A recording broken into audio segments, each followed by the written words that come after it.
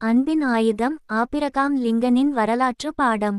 அமெரிக்காவின் 16வது அதிபராக Abraham Lincoln பதவி வகித்த காலம் அந்த நாட்டின் வரலாற்றிலேயே மிகவும் கடினமான காலகட்டம். நாடு உள்நாட்டுப் போரினால் இரண்டாக பிளவுபட்டிருந்தது. வெளியே போர் ஒருபுறம் இருக்க, லிங்கனுக்கு உள்ளேயும் பல அரசியல் எதிரிகள் இருந்தனர். அதில் மிக முக்கியமானவர் எட்வின் ஸ்டாண்டன். 1. முதல் சந்திப்பும் அவமானமும். பல ஆண்டுகளுக்கு முன்பு லிங்கன் ஒரு வழக்கறிஞராக இருந்தபோது ஒரு பெரிய வழக்கில் பணியாற்றும் வாய்ப்பு கிடைத்தது. அந்த வழக்கில் ஸ்டாண்டனும் ஒரு வழக்கறிஞர்.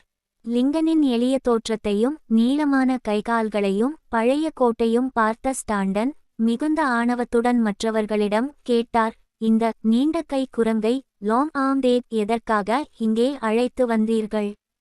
இவரோடு சேர்ந்து வாதாட என்னால் முடியாது என்று லிங்கனின் முகத்திற்கு நேராகவே அவமானப்படுத்தினார். லிங்கன் அந்த அவமானத்தை அமைதியாக தாங்கிக் கொண்டார்.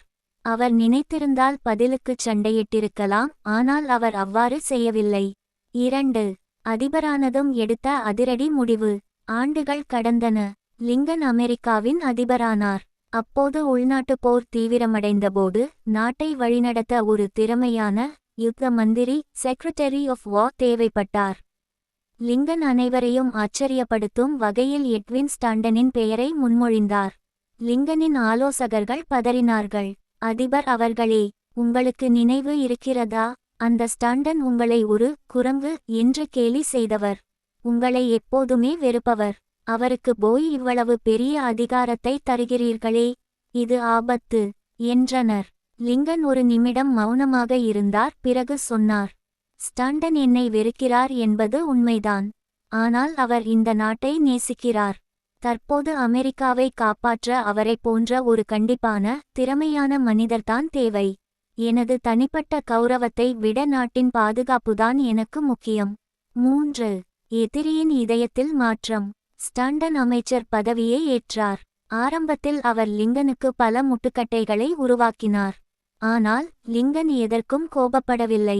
ஒவ்வொரு முறையும் ஸ்டாண்டனின் கடுமையான விமர்சனங்களை லிங்கன் புன்னகையோடு எதிர்கொண்டார். போர்க்களத்தில் ஸ்டாண்டன் எடுத்த நல்ல முடிவுகளுக்கு தடை விதிக்காமல் அவருக்கு முழு சுதந்திரம் கொடுத்தார். லிங்கனின் பொறுமை, தன்னலமற்ற சேவை மற்றும் அவரது கனிவான சுபாவம் மெல்ல மெல்ல ஸ்டாண்டனின் கல் நெஞ்சை கரைக்கத் தொடங்கியது. தன்னை பலமுறை அவமானப்படுத்திய ஒரு மனிதன் தனக்கு இவ்வளவு மரியாதை கொடுப்பதைக் கண்டு ஸ்டாண்டன் குற்ற உணர்வில் தவித்தார். நாளடைவில் லிங்கனின் தீவிர எதிரியாக இருந்த ஸ்டாண்டன் அவரது தீவிர ஆதரவாளராகவும் நம்பிக்கைக்குரிய நண்பராகவும் மாறினார். 4. மரணத்தில் வெளிப்பட்ட உண்மை. ஒரு துரதிர்ஷ்டவசமான இரவில் ஆபிரகாம் லிங்கன் சுட்டுக் கொல்லப்பட்டார்.